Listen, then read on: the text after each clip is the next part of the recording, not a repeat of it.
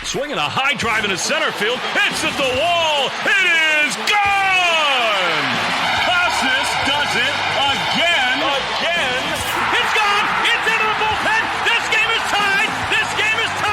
He swings and rips one to center field. It's high, it's deep, it's back, it's gone! Sale winds, he fires.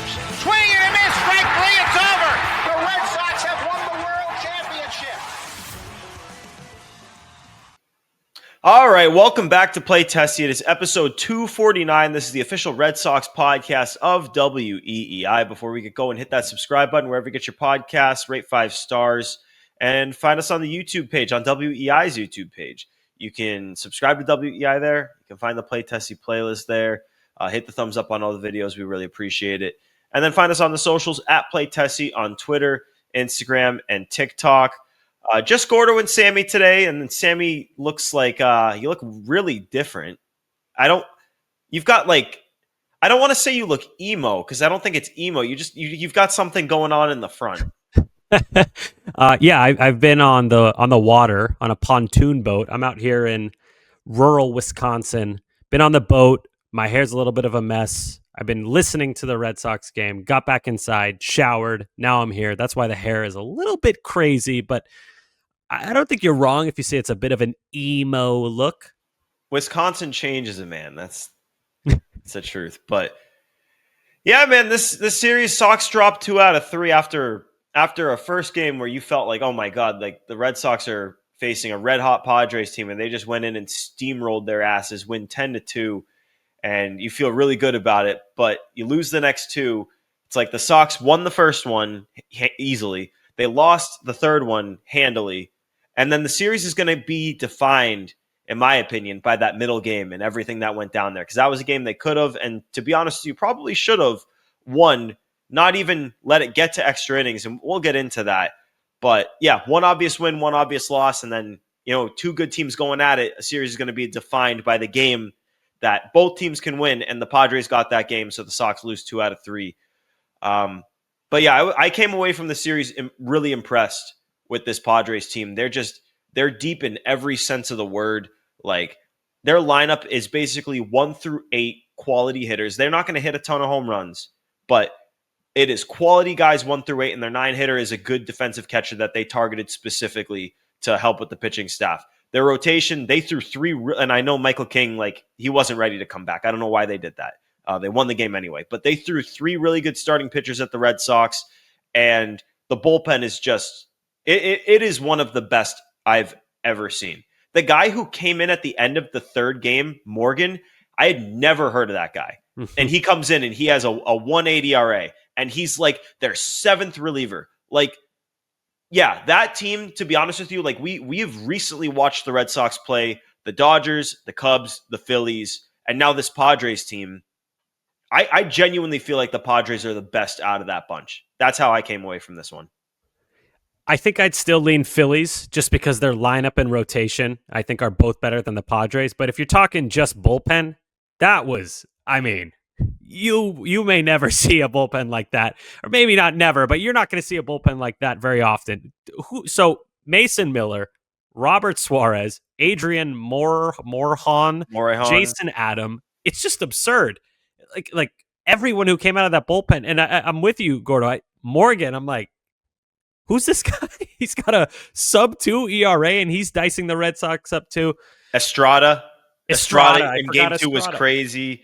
Estrada has the chitter, right? The change-up splitter. He calls it a chitter. Is that what he's calling it? Yeah, he calls it a chitter. He had a couple of things. He just looked great for 2 innings. But yeah, Wandy Peralta was one of the Yankees' better relievers a couple of years ago, and he's coming in the 3rd inning to eat 2 innings. And Yuki Matsui, they paid a couple of years ago, and he's their mop-up guy. Oh, Gordo. It's crazy. Yuki Matsui wearing number 1 as a pitcher. Do you know how angry that made me? The aesthetic also, of... I feel like you got to be... He's not skinny. You got to be the smallest pitcher of all time for 1 to look good on the back of a pitcher. But that's not what people are tuning in for. This is my weird number focus brain. Again, this bullpen, it's got to be the best in Major League Baseball. I think by a pretty good margin, too. I don't think there's a close second. I'm racking my brain right now. I want to shit Yankees- talk the Yankees bullpen right now, but I feel like I can't off of 2 losses. Yeah. But I want to. Just know that thought has crept into my mind. That's where I was going. On paper, the Yankees bullpen, you could conceivably say Devin Williams, he's a former All-Star, David Bednar, Bird, Duvall, but no, Weaver. come on, man. We've seen them struggle quite a Weaver, excuse me. I forgot Luke Weaver. That was their big 2024 breakout guy. But no, the Padres by a good amount. Seattle, good too. Red Sox, good bullpen, but none of those teams touch what the Padres were running out there. That was brutal. I mean, it was unbelievable. And we'll talk about the games. I feel like out of all of the series this year, we haven't been doing a lot of game by game this year. We've been doing a lot more storylines on Play Test You this year. But I feel like this series may call for a game by game discussion. But to jump to game 2 really quick, it's like Michael King, they did a great, they didn't score. That second inning really killed them where they left the bases loaded. They had bases loaded, 1 out, and didn't score a run there. Like that killed them. But at the same time, it drove up King's pitch count. He comes out of the game with no outs in the 3rd and a man on 2nd. And against most teams, yeah, you're going to be facing some pretty bum-ass relievers if you get the starter out after 2 innings. But against this Padres team, they were able to eat not just 3 through 9, but the 10th inning. Like they still had Jason Adam for the 10th.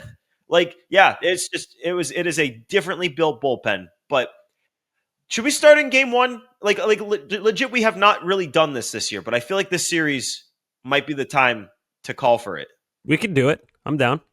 So game 1, I feel like, was a story of the starting pitchers because you go in and it's Buehler, who is coming off a terrible start against Houston, and Nick Pivetta, who's just had this awesome season. And the first couple innings, it's like, okay, you feel pretty good about what Buehler's doing, but they're not really touching Pivetta. And then they just eat Nick Pivetta's ass for lunch. Like they literally just got up there. And yeah, he threw the pickoff away and let up a nuke to Willie. But here's a question I have for you. Buehler, yeah, they ate Nick Pivetta's ass. Sorry, They did. You caught me off guard with that one. They ate it, dude. But Buehler, it looked like Phillies Buehler. Like it wasn't. He's had a couple of starts. Like Loomer on the broadcast was referencing, for like his last 6 starts, his ERA is like in the 3s, and it's like, yeah, but he's gotten very lucky to get it to that point. There was one good start in there. This was another one though. So now it's 2 out of his last 4 starts have been good. And my question for you, and by the way, this is amid reports from Chris Cotillo that his rotation spot was in jeopardy and potentially his roster spot. And this wasn't part of the report, but to me, I'm sure that has a lot to do with the fact that starting with his start in this series, he earns $500K every other start he makes until start 28. So there's $2 million on the line here for the Red Sox to be paying or not paying Walker Buehler. So I'm sure if he stunk up the joint again, there would have been a discussion of how much longer is this leash? Are we really going to let him make 2 more starts and earn another $500,000? Or do we give a guy like Kyle Harrison a shot at it? But Buehler certainly earned another start. My question for you, Sammy, is how good do you feel? Like first, like Buehler and Dustin May, those guys are right now your 4 and 5. Who do you have more confidence in right now as the number 4, as the guy who you think is going to be, if the Red Sox make the postseason, starting that 4th game? I guess if they make the division series. Yeah. Buehler for sure. And I'm not saying Buehler has been good this year. I think everybody listening knows that he has been not good this year. I have been very patient with him, probably too patient. I think that his track record is what makes me feel a little bit more confident with him. Dustin May is really just a roll of the dice. There's no way to predict what he's going to look like. Past performance doesn't help you very much. What you saw in his first start with the Red Sox, that doesn't really help you very much. You're really just guessing almost blindly with Dustin May. With Walker Buehler, I can point to a history of success. I can point to last year in the playoffs, he pitched well, and I can point to a handful, just a handful of recent starts where he has been good. Not great, but good. So if we're picking between 2 not so great options, I would go Buehler. And one thing I'd like to point out about the start, his most recent start against the Padres, going from the stretch. Exclusively. I don't know who asked him to do that, whether it was his choice, Brian Bayo's suggestion, who did the same thing, Andrew Bailey, Alex Cora, whoever. It was a noticeable difference, though. That's the only reason I feel a little bit better after seeing that start. Of course, the numbers were good too. That helps a bit. So, yeah, I'll take Buehler over May, but neither is a fantastic choice as we record here in early August. Yeah, see, that's the thing is you got to look at things like to tangibly point to it because like anyone can like Austin Gomber on the Rockies has had like good starts before. Like anyone can have like a 6-inning 1-run start now and then. But like when Buehler pitched well against the Phillies, he came out in the media that night and said, "Oh, I went to this pitching lab over the All-Star break, and that's why I feel like I pitched better." And it's like everyone latched onto that. It's like, okay, maybe he's going to be better. Turns out that wasn't the case. Now it's pitching from the stretch. And if he pitches well again, I'm sure he's going to do it again. And if he pitches well again, then it's like, okay, could this be the thing that helped him figure it out? With Dustin May, when you're looking at him, it's, well, the Red Sox gave up a first-round pick from last year, a guy that they literally just traded for in a Rafael Devers package to get him, right? So clearly they see something they like, and they were working with his pitch mix. They changed it up, and they thrown a bunch of cutters. I get it. Clearly there's something they like with him. So we're kind of grasping at straws here. We're like begging for anything. And then obviously the other options, Kyle Harrison, Richard Fitz, Cooper Criswell. I want to see Harrison get a shot, and we can talk about what Lucas Giolito did in the second game. I know he doesn't like getting extra rest, extra days off. I know he's talked about how he didn't like the All-Star break, and obviously he's going to want to hit that innings marker, 140 innings, and having a start pushed back could be the difference between getting there and not getting there for him. It really is going to be that close. But would I be upset if they pushed him back or maybe even skipped a start and gave like Kyle Harrison a chance? Not just to see what Kyle Harrison has, but with Giolito's velocity a little bit down, is about a mile an hour down on the fastball during his start in game 2. And obviously he lost his mechanics. I don't attribute that. Like, I think he just lost it, and he thinks he could have fixed it in the middle of the start.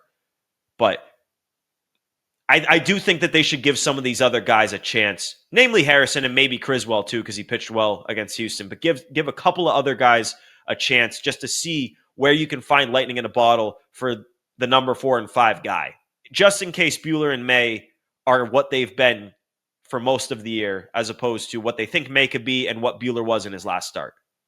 I get what you're saying about Giolito. The velocity drop, it was noticeable, but then again, his previous start, he did the same thing and went 8 innings. You're right, he is a guy who hates not being on 5 days rest. He's a big routine guy. That said, give him an extra day. I don't hate it. He might hate it, but I don't hate it.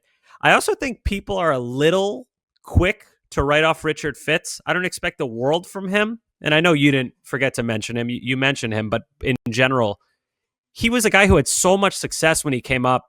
Weird injury thing happened with the pec, came back way too early. That was a mistake by the Red Sox, and then hasn't looked the same since. I could totally see him bouncing back, but then again, would I feel good about him starting game 4 of a playoff series? Not really. So the state of the Red Sox rotation right now is very strange. Like, you feel great about Crochet, of course. Giolito, kind of up and down, more good than bad. Bayo, more good than bad as well. But then after that, it's just a mixed bag of question marks. And I don't want to keep beating a dead horse, but how do you not upgrade at the deadline? We knew we were going to have this conversation. So what can I even say? With Giolito and Bayo, like, those guys up until this series have been so good. But let this series be a little bit of a sneak peek into what our world could look like if either of those guys either gets hurt or is ineffective down the stretch. And like, I know that people are always going to be worried about Bayo as a young. I'm not really worried about Bayo falling off towards the end. It's just not really something he's done in his career, and he's built up and up and up and has been able to handle it. Giolito, obviously coming off surgery, he's been a horse in the past, so it's not an ability thing. He has done the innings thing, like, been there, done that. But he had the internal brace procedure. This is his first season coming off of that.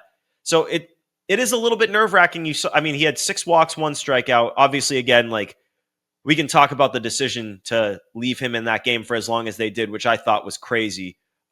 They just didn't have anyone up and warming for the Ryan O'Hearn at bat. They could have put in a lefty there, and maybe they would have pinch hit for O'Hearn, maybe not, but Giolito all night it looked like, I mean, he was battling. And to his credit, for the most part, up until that fifth inning, like, the results were there. He was getting out of innings.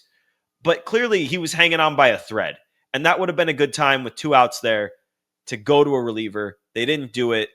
6 walks. He ended up walking 4 in a row in that spot before they got him out of there. But I don't think, like, I'm not sitting here telling you I think Giolito's going to do that when he comes out and faces the Marlins, I believe, on Friday. But, and this isn't even me, like, wanting them to have that. Like, obviously, I would love for them to have a free $14 million option on the guy for next year. But it's more so me wanting to do everything possible to make sure that guy is the version that we've seen for the last few months in the postseason. Because if he's not, like, they're not going to go anywhere. Like, you need him. Giolito and Bayo and Crochet are Bradfo said it on the radio. They're the 3 most important players on this team right now. You lose one of those guys, or if one of those guys loses their effectiveness, this is a completely different team. And you saw it this weekend. Yeah, I'm with you. And that's why I think it's at least worth considering giving Giolito an extra day. Would it help him? Who knows? Yeah, but you got to try stuff at this time of the year. And I think also, I thought Bayo was fine on Sunday. He was better than his stat line would indicate. This is still the best he's pitched. I feel really good about him.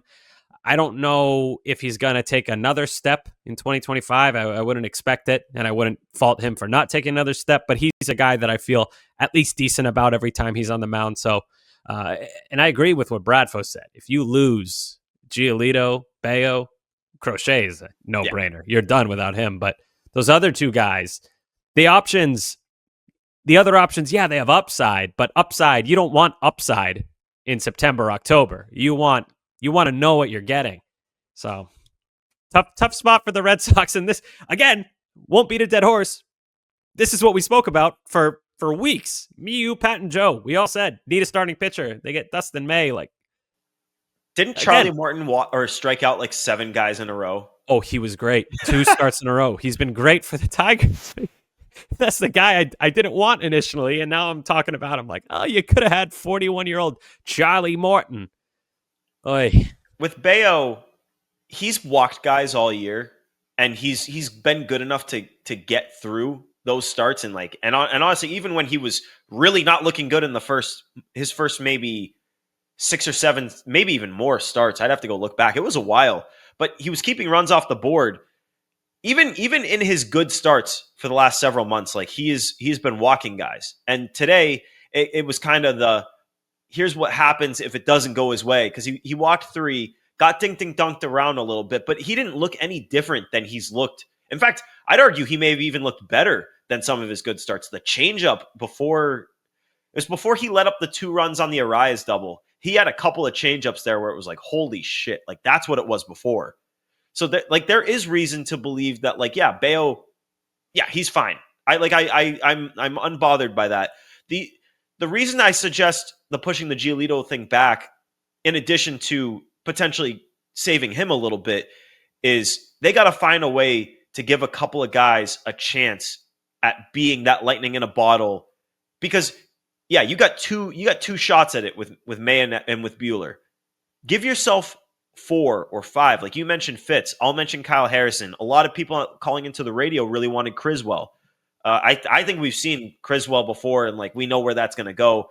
89 on the fastball. I'm not sure. But like Kyle Harrison has looked a lot better. Richard Fitz has good strikeout numbers. It hasn't been the same since the injury. He struck out, I forget, he only went like 4 innings in AAA on Saturday, but he struck out like 8. So he's a guy that's going to help the team. It's just going to be a matter of what role is it going to be in. Gordo, I got one for you. What's your leash look like on Dustin May? Because this is a guy we've seen have success in the past, like I said earlier, but he hasn't been good in 2025, and you got no commitment to him either. He's a free agent in a month and a half. So if let's hope this doesn't happen, but let's say he goes 4 innings, gives up 4 runs, walks 3 guys, 3 strikeouts, just not inspiring in his next start against Houston. When do you think about we have better options? We're not tied to this guy. We're not no loyalty to Dustin May right now. When do you not pull the plug, but change the role?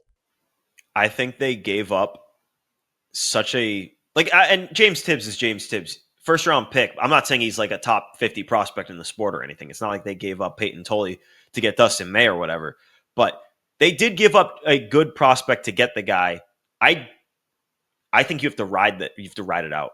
I don't like. He'd have to be pretty fucking bad for me to yank him. And I know that they're gonna try to tweak around with him too. So it's not like they're just rolling out the same thing and expecting a different result. Like they're gonna keep working with the guy. But I think just because of what you gave up, like they obviously saw something in him to give up James Tibbs. But like I genuinely don't think you can give up that much to get a guy and yank him from the rotation like before like a month or a month and a half. I get the logic, but if he's not performing, I don't think you compound a bad decision with another bad decidecision and keep. It depends on how bad he looks. Like if he's awful, like he'd have to look awful. If it's like Eric Gagne, like you're gone. Eric Gagne, was he the last guy to wear number 83 before Bernardino? Anyway, dude, I hate how my brain works. But yeah, I'm with you. Dustin May would have to be really, really bad for me personally to advocate for him to be out of the rotation at this point. I do think the Red Sox are going to stick with him for the reasons you listed. James Tibbs, not a great prospect, but a solid prospect. And in the context of you got him in the Devers trade. Yes, yeah, makes sense to keep riding that guy a few times. But still, if it gets to mid-September and he's thrown up 3 out of 4 bad starts. Kyle Harrison looked pretty good in his last start. Fits. Well, I mean, I think they got to find ways to get a couple of those guys chances. Like Kyle Harrison specifically, I think they have to find a way. Like whether it's obviously Buehler, like it doesn't take a lot with this rotation. If you make a good start, you're good to go for a little bit. Like he's bought himself even a bad start coming up. Like he's not going to get. Like he bought himself that $500,000 incentive. If everyone pitches okay, like obviously you're not going to have confidence in Buehler and May off of like a couple of good starts. That's where you go to like maybe skip the guy and fit him in. I don't know. You got the guy, you believe in the guy. He's pitched well in AAA. You have to you owe it to yourself to see if he can be a factor for you in the postseason. And like they've got time to do it. Like it's not like the season's ending tomorrow. But they just have to find a way to do it.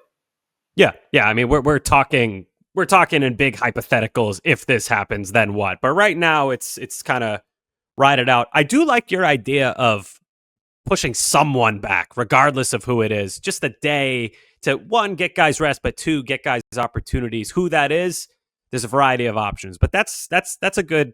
I like that. I'm with you on that. Yeah, and they're gonna find a way. I don't know. Like, because it's not going to just be 1, 2, 3, 4, 5 the rest of the way. But we'll see what they do. I just realized right now that the Red Sox have lost 3 out of 4 games, and we haven't given like any vibe check statements about where we're at with the team. I know there's going to be a lot of people listening to this show and people who have watched the last few games that think, "Oh, here we go. They've lost 3 out of 4. Like the second we bought in." They swept the Astros, and they lost the last game to the Royals, and then they beat the shit out of the Padres, but then they lost the last 2 games of the series. They've lost 3 out of 4. Are you worried? Like, there's going to be a lot of people that are freaking out right now. Are you worried? Oh, no. They beat the Royals 2 out of 3, and then they lost 2 out of 3 on the road to a really good Padres team. What? People freak out. This is like the same thing I was talking about after we recorded when they beat the Royals. They played the Cubs and the Phillies coming out of the All-Star break, and people are like, well, they lost. It's 2-4 in their first 2 series. You really learn a lot about that. Like, come on, man. They play so many games in a year. You're not going to... crazy if you're changing your vibe after this series. It's the Padres. They're really good. There's no shame. Yeah. And then it gets swept. If they got swept and it was like that Blue Jays Rockies series where they got pummeled every single night and you're just disgusted, sure, then I'm a little concerned. But this was 3 competitive games. They won 1, lost 2. It sucks, but it happens.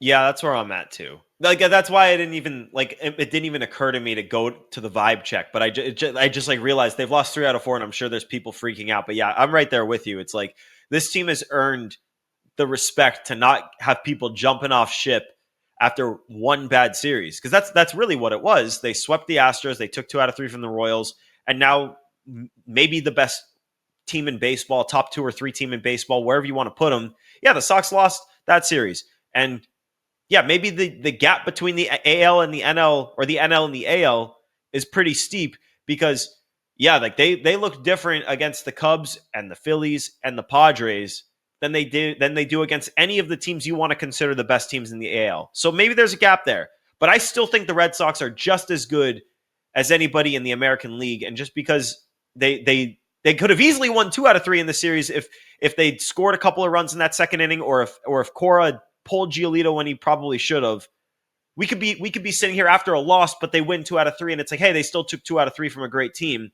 So yeah, nobody should be jumping ship right now. I don't know if people are doing that, but I know Red Sox fans. I know the last few years have made us a very antsy fan base and a very paranoid fan base. So I know people are doing it, but I'm here to tell you shouldn't.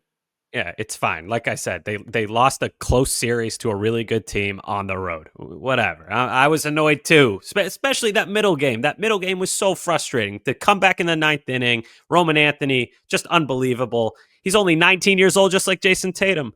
I tweeted that and people thought I was serious. I'm like, come on. I saw the comments on that. Yeah, people thought you were serious. It's a joke. Of course, he's 21 years old, but great comeback.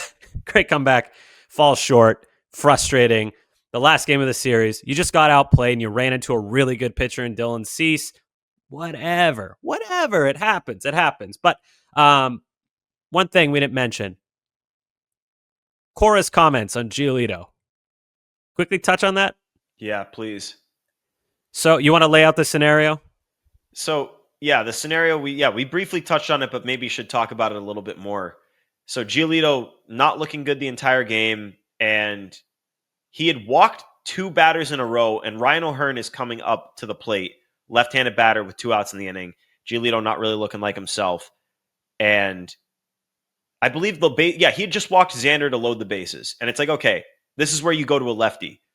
They didn't have anyone up. Like I don't know if this was an issue of he just forgot to get somebody up earlier, or if he was maybe his post-game comments were the truth. But yeah, Giolito ends up walking O'Hearn, game-tying run, and then whoever was up next, he walks in the go-ahead run. And then they pull Giolito after walking 4 in a row. Cora asked about Giolito after the game. Wasn't even directly asked about the decision to not pull him, but touched on it and basically said, yeah, we need to trust this guy to give us 5 innings or 100 pitches, and it just didn't work today. So to me, I thought that was just kind of a cop-out answer because he knows that he should have pulled him and didn't really have an explanation as to why. That's how I came away from it. I don't know. What did you think? I just don't get what the relevance is of 5 innings or 100 pitches. Why does that take priority over getting your pitcher out when he's drenched in sweat and clearly struggling, doesn't have it that day? You might be right. Might be him. Yeah, that's why I don't think it does. Like what you're saying right there, it's like it doesn't make any sense. Okay, if that was the truth and he's not coping, is it the Red Sox going, look, we'd like our chances to make the playoffs this year, but we want to get into a routine where it is expected that you pitch 5 innings or at least go 100 pitches before we pull you from the game. That's what we want to instill in our rotation. And even if you're struggling, we still expect that from you. That's the reach take that I got to explain what Cora said. But I'm more with you, Gordo. I think it was kind of like, yeah, you fucked up. Just say you fucked up. It's fine. Like even Alex Cora, who we all think is a great manager, he's not perfect. All right, I'll give you an example of a time where he didn't adhere to this standard with Lucas Giolito.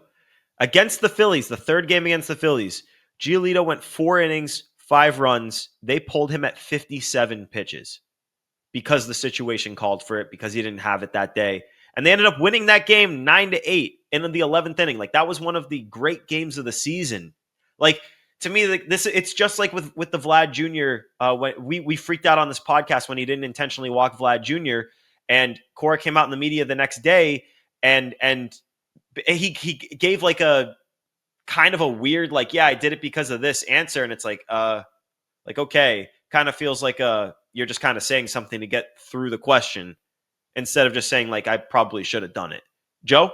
Do you guys feel like that Cora's a little too stubborn to admit his own mistakes? I mean, I'm just throwing it out there. Like, I would sort of lean towards no, but like you just referenced, this is the second time that it's a pretty obvious decision he should have made, and he's not just saying, yeah, I messed up on it. Well, first, to his credit, there aren't a lot of obvious decisions that he fucks up. Like, of course. There's a reason that this is the second time it's happening all year, and it's such like a big talking point. Obviously, there's a lot of 50-50 calls, or maybe it's like 60-40 and he goes with the 40 and it doesn't work. Like, by all means, like, go explain your piece here. This is the second time it's happened. Joe, to your question, to me, I would probably rather, like, we want our players to be accountable when they mess up. Like, I'd rather he admit a mistake when it's made, personally. I'm trying to think. Does it behoove anyone for Cora to publicly say, hey, I messed up? Does that help anyone other than us content creators? Does it help anyone? Helps Giolito. Well, hold on. Or is it better he says what he says and then he speaks to Giolito, hey, man, look, I probably should have pulled you. Sorry I left you out there in a bad situation. You've had a great season. Not your night. Happens. My fault for not getting out there sooner. Like, what do I prefer? Because, and he could also say to Giolito, I gave the media a nothing answer and told them we want 5 innings, 100 pitches, whatever. So don't worry about that.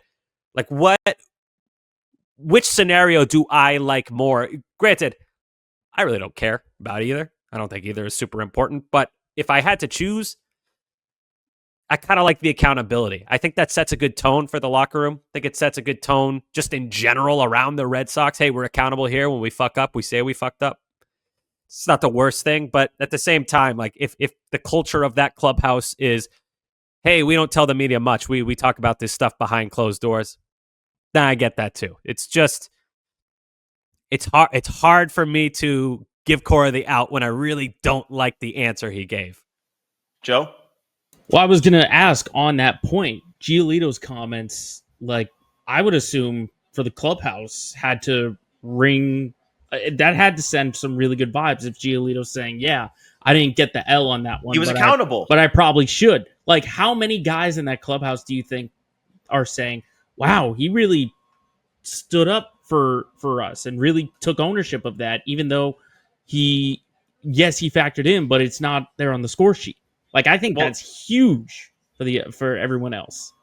Well, I'm sure they appreciate it. I appreciate when, like, because Walker Buehler was doing it a bunch earlier this year where he would stink up the joint and be like, yeah, I'm fighting for my spot in this game. And it's like, yes, if you mess up and you, in this city, in Boston, I can't, because Sammy, you ask, like, what does it do? And to your point, like, I can't exactly tell you what it does, but in this town, people expect accountability when guys mess up, which is why when Walker Buehler was pitching poorly and admitting it, I appreciated it. When Giolito walks 6 guys in a game, he says, like, hey, I was terrible and I know I didn't get the loss, but I probably deserve it. Like, I appreciate that.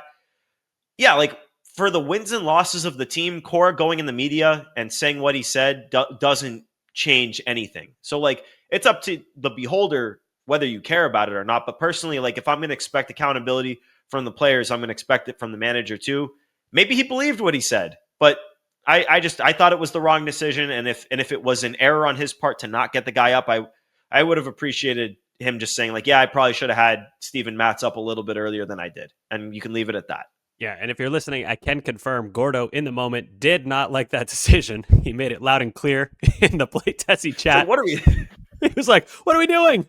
Get him out of there. But hey, long season. Not great. Yeah. So, I mean, it is what it is. It's not something that happens all the time. Like, people will go on Twitter after something like this and it's fire Cora. Like, I still think Alex Cora is one of the best managers in baseball. Yeah. I just thought this was a decision that rightfully is getting second guessed. And then when you ask, who are you going to replace him with? They always go, Jason Varitek. There you go. He's already in the friggin' dugout. Yeah. Before we go to enough said, I want to point out something that we talked about before it happened, And it's kind of happening as maybe not as we would have predicted, because I would have hoped that we would have higher hopes for what this guy would do, even with given the adversity. But when Cedar Rafaela got moved to second base, all three of, like you, me, and Pat, we all on the radio, on the podcast, we expressed concern for what is this going to do. You got a guy who's red fucking hot at the plate and is the best defensive center fielder in baseball. And now you're moving him to second base. Since then, we've all admitted probably this is the right thing you have to do. So I'm not saying they shouldn't do this, but this is where it's at since the All-Star break, which he kind of got he started getting moved in there before the All-Star break, but it's really been more permanent since when Meyer went down. But since the All-Star break, he's 16 for 82, no homers, 474 OPS. I don't know whether you want to say, oh, the All-Star break was a big gap and that kind of cooled off his hot streak and he just hasn't gotten going again. I don't know if you want to say, well, now he's playing second base and moving positions has hurt his offense, as it's done with a lot of guys. But that's something I'm keeping an eye on. I don't really, there's not really any way that you can resolve it, because I guess the only way you could change it is play him in the outfield and start rotating Duran and Anthony at DH, and you bench Yoshida, which would make David Hamilton and Romy Gonzalez your platoon second base, or you could call Christian Campbell up. That might be the move. I may just solve the world's problems right there. Call Campbell up. He's your first baseman, and then you platoon Hamilton and Romy at second, and Yoshida gets benched. Hey, I'm cool with Yoshida being benched.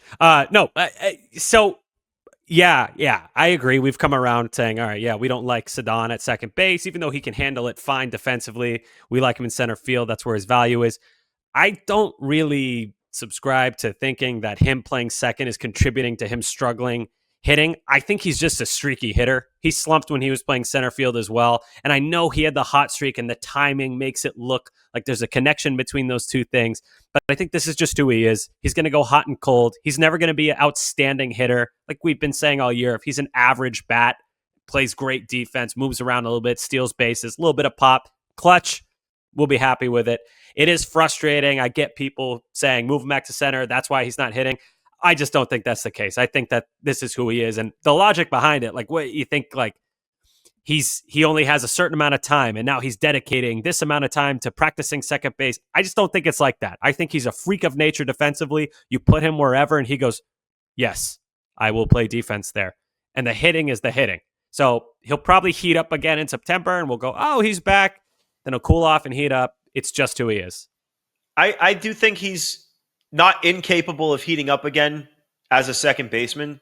But to me, it's like these guys are such routine-oriented creatures, baseball players specifically, athletes in general, but specifically baseball players. So to mess with a guy's routine when he's the hottest he's ever been in his career, to me, and I get when Meyer went down, you had to, but they were doing this before Meyer went down.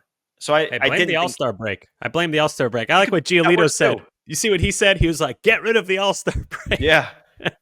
No, let's give us like a 180 game season. No All-Star break, and we start at March 10th. 180 game season. Everyone's elbow is gonna be made of pulled pork. Yeah.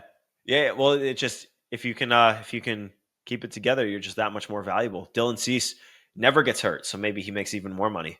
Yeah, and neither did Lucas Giolito before he did. Can happen to anybody. Joe. Can we also bring up one thing before we get to enough said? Yes. This kind of, I think it was the talk, at least from game 2. David Hamilton's awful bunting. True. And I mean it, awful. Dude. Awful. And if you listen to Alex Cora in the pregame talking to Fleming of game 3, he said that it's going to be sort of a philosophy change. So guys are going to be bunting a little bit more. He said, like, yeah, we're going to have to maybe practice bunting a little bit more. And honestly, I stand up and applaud and be like, finally, thank you for incorporating the short game. It's been a long time coming. And I think the first guy in the box who needs to be there for about an hour is David Hamilton. Here's the thing I'll say, because it is crazy that he was trying to bunt for a hit there. Like, obviously, yes, he didn't get the bunt down, and like that sucks. But he's running out of the box with the bat still out there. And like, yes, that is on David Hamilton for not knowing the situation there. Or I mean, he knows the situation, but for not understanding that, like, hey, this has to be the priority here. But it's also, I mean, Like, how is this not talked about? Everyone. It's on everyone. It is on. Yeah, it's on, dude. Everybody. Joe, I'm glad you brought this up. I might have taken that experience out of my head because I had almost forgotten about it until Joe brought it up. So thank you, Joe.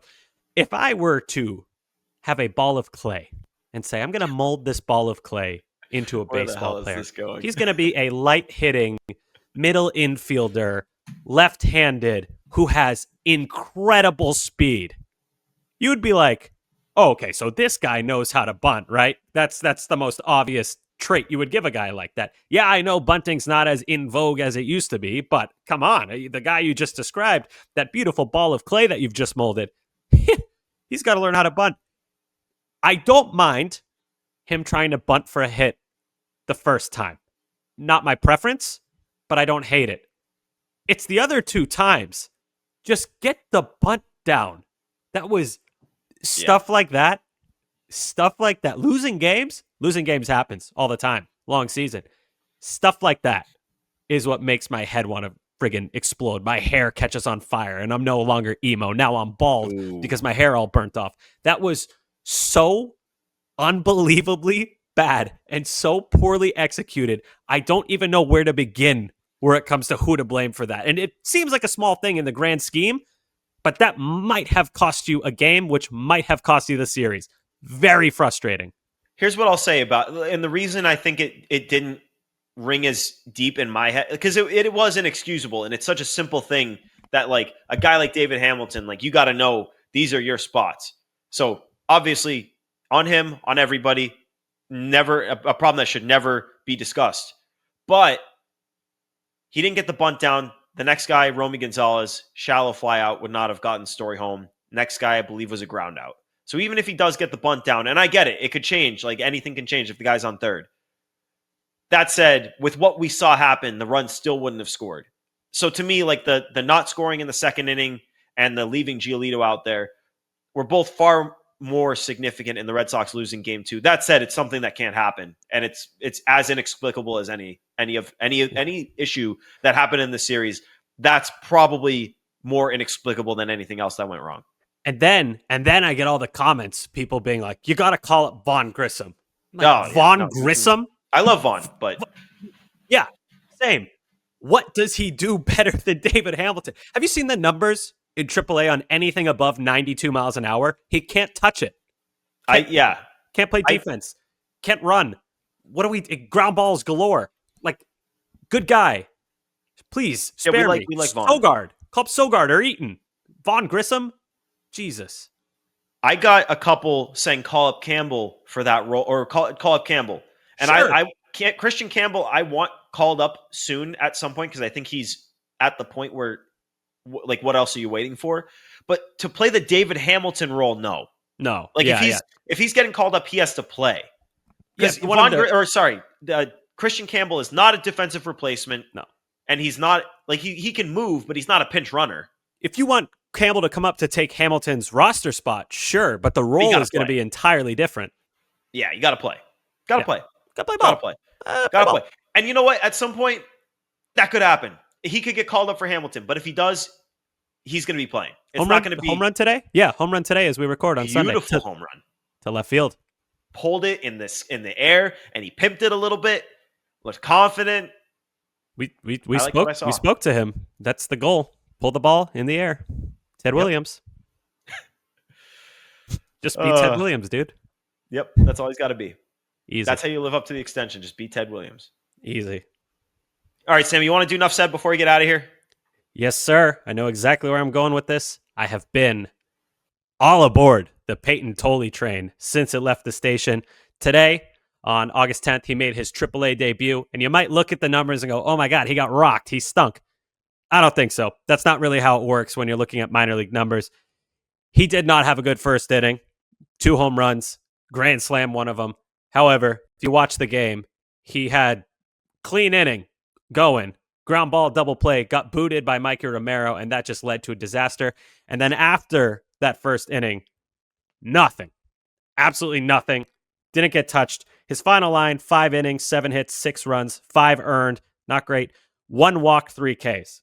So, in 72 pitches, 53 strikes, which is nice. So, I would call it a positive start. Stat line's bad, of course, but when you're analyzing a young player like that, the way I look at it is he had one bad inning and then followed it up with 4 really good innings. That's a win. I'm excited about this kid still. I think they're going to start ramping down his pitch total and his inning total, prep him for a brief role in the bullpen in 2025, and I still think we're going to see him up in the big leagues. So, yeah, I mean, obviously, you look at what he did, it was up and down. But you look at what the fastball, through 20 of them, got 10 swing and misses on it. And this, whatever, Buffalo Bisons, I think they are, a lot of big league adjacent guys in that lineup, like guys who have been in the big leagues this year, swinging and missing at that fastball. And it's not like he's throwing 99 on the fastball. I know that I think it was they called it a sinker. I'm not sure it was at the very end, but he hit 97.7. Before that, he topped out at 96. So it's not like he's blowing you away with velocity, but if you watch the pitch, if you watch his fastball, like it darts in there. Like it's the shape of this thing. Sammy? He threw a curveball too. Yeah, you see that? was new. Yeah. That's like I don't know if he tweaked the slider or what, but Ian Kundal was saying it as well. Like that's a pitch I haven't seen. So, and that's the big thing on Tolley. Start of the season, big kid throws hard, fastball's good. Okay, we know that. But he didn't really have a secondary pitch. Now the slider is a plus pitch, and he has a changeup and a cutter to go with it. So that's why we're so high on Peyton Tolley for people who are confused. Like, who is this kid? Wasn't that highly touted coming out of TCU, but if you've seen prospects, if you follow prospects, this is the kind of profile that people just salivate for. So I'm all the way in on Peyton Tolley, and today actually made me feel better. I know people are going to roll their eyes. Oh, the stat line is not good. But like I said, 1 bad inning, 4 good innings. I'm totally fine with that performance. Today, I mean, here's the thing. Peyton Tolley's a left-handed pitcher. And like you watch the game, the fastball's elite, the slider at times looks good, and the changeup doesn't really look that good. He doesn't need all 3 to work to be an effective reliever. Like he can be a 2-pitch guy, especially with the fastball he's got, and it works, even in the majors. The thing is, he's a left-handed pitcher, and the Red Sox have a lot of good lefties. Like when the rosters expand, like they could call him up and see, like, hey, if you're absolutely dominant, we'll give you that shot to make the postseason roster. But I do wonder, like, well, like how necessary is it? I don't know. Like maybe he could be absolutely dominant. It's just like, when is he going to get the chance to prove that with the other lefties that they've got? Like they've got Justin Wilson, Steven Matz, Aroldis Chapman pitching in these high leverage spots. Like when is Tolley ever going to get that shot? They might not be looking at it like that. They might be saying this is the new crown jewel of our minor league system. We want to get him a major league rep in 2025 so that it's easier for him when he but when he really makes it to the big leagues in 2026 and more of a full-time role. They might be looking at it like that. Are you thinking as a starter? No. This year? Yeah. No, bullpen. He's okay. For sure going to be a reliever. No, I agree with that. And obviously there's like the reports of them soon, as you said, winding down what he's doing. But yeah, I mean, I guess there's some value in getting some big league experience. I guess you're not wrong there. But I feel like if you're doing it, the hope would be that you just like have this absolute weapon that you're going to throw and no one's going to know how to touch it. They've never seen it. And it's like, if you call him up in September, how much time does he truly have to work his way into that role? I don't know. I'm sure they have a plan because they called him up. Like the timing of it is not insignificant. Like obviously there is a hope there. And also the only confirmed like dead set complete lock, absolute lock left-hander in the bullpen. 2 of them, Chapman and Wilson, and Chapman's your closer. And I think Murph's been really good. Bernardino's been really good. Steven Matz.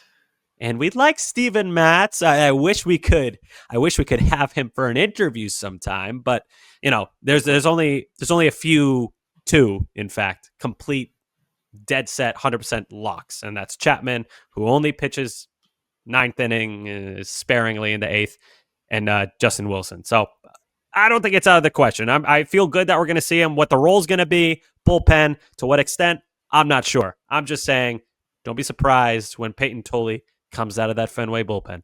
Oh yeah, I do think it's going to happen, but we will see. Great mustache, by the way. Great mustache. Team stash. And he told Bradfo he can smell that carrot, which means he knows it's coming. So shout out Peyton Tolley. We'll see what he does in the coming weeks. Fenway smells like carrots. Yeah, I questioned whether carrots smell like anything, but a guy with a farm called in and said that they do. So I tend to believe that guy, but Do you know that carrots help you maintain your vision? I did know that. It's vitamin B, right? Something like that. Yeah. Yes. Yeah. Let's just go with that. Oh Yeah. my God, who the hell Hey, cares? Joe, Joe shut gets up, so Joe. mad. Joe gets so mad Shut when up, we go Joe. off topic. All right, go to your enough said. Joe, I have terrible eyesight. I need to eat more carrots. Okay, here's my enough said. Shout out Petco Park for their fun facts on Roman Anthony this weekend. Both of them came from his interview on Play Tessie, talking about how much he despises ketchup, which I love him for. Great take. I hate anything tomatoes, so get that shit out of here. Roman said, exterminated off the face of the earth. Couldn't agree more. And they another one was how much he loves the town, like the movie, which obviously we ask every player about. So shout out Petco Park for doing that. And also shout out to the Padres for employing Don Orsillo. The opposite of a shout out for MLB TV for blacking out the opposing broadcast when, like, I can't watch the Padres broadcast when they're playing the Red Sox. It gets blacked out. So I can't listen to dude, Don. You would call do the game. that? You would watch the Padres broadcast in favor just to hear Don? Yeah, I would. I love Don. Fuck no, I would not do that. I like Don too, but like, Oh, fuck, dude, I don't want to Don's hear my about hero, the bro. Padres for 3 hours. It's Don, though. I listened to Don for friggin' like 15 years of my life. He's great, but I don't want to hear about the Padres. 15 years ain't enough. Just don't care enough about the Padres. But I do love the Padres for using our fun fact. Whoever intern dug up that soundbite, you are a friend of the program, a friend of the program forever. Yep. So shout out to that intern. Shout out to Don. Shout out to Xander, who I'll always love and miss, even if he's played pretty well. So maybe I miss him a little bit more now that he's playing better. But shout out to all of our Boston brethren that are all living in San Diego now. Do you not like marinara sauce either? No, I don't. That's crazy. Ketchup, Gross. fine, but marinara, it's fantastic. Joe? Yeah, you're a complete psycho, Gordo. I do gotta mention one. Enough said. I mentioned this to you guys in the chat, but did you guys happen to see how Johnny Damon looked in the Yankees Legends game? Which, by the way, Mariano Rivera tearing his Achilles, Crazy. in that playing center field. But I'm just pulling it up right now. This is what that Johnny Yankees Damon game, looks it's right like, now. Sorry, Joe. It's like an encapsulation of the state of the Yankees right now. Like Johnny Damon comes up looking like he just got attacked by a swarm of bees, and then Mariano gets injured, and the whole thing is just everything with the Yankees is such a mess right now. It really is a sad trombone. That But looks I like, mentioned this to you guys in the chat, that if you are Johnny Damon's age, you should not be having hair that long, because it just looks, Sammy. it looks really, really bad. Sammy. No, Sammy, you're at a good length right now. Sammy. You're Thank at a you, good Joe. length right now. He's telling you can't grow it anymore, though. I mean, in the winter, my hair is usually down to my shoulders, but Johnny Damon's was like down to his nips. No, That past was, the shoulder. I'm saying past the shoulders. But also, like, I don't want to harp on his looks, which is funny because he was the hot guy on the 2004 Red Sox that all the ladies love. But man, that was a rough picture. I had so many people send me that picture. I had like 5 different people. I sent it Text me that to my dad, and he goes, "What is that?" We still love you, Johnny. We still love Johnny Damon. Yeah, man. The naked pull-ups that he did in 2004 in the clubhouse, allegedly, very cool. Shout out Johnny Damon. But all right, let's wrap this thing up. Thanks for tuning in, episode 249 of Play Tessie. Remember, hit that subscribe button wherever you get your podcast, rate 5 stars, and then find us on WEI's YouTube channel. Subscribe to WEI there. Find the Play Tessie playlist there. It's got all of our episodes, and you can hit the thumbs up on those videos, which we appreciate. And then find us and follow us on all of the socials at Play Tessie on Twitter, Instagram, and TikTok. For Sammy, for Joe producing, it's Gordo here for Play Tessie, episode 249. Thanks for tuning in, and we'll have an interview coming for you next episode. Peace.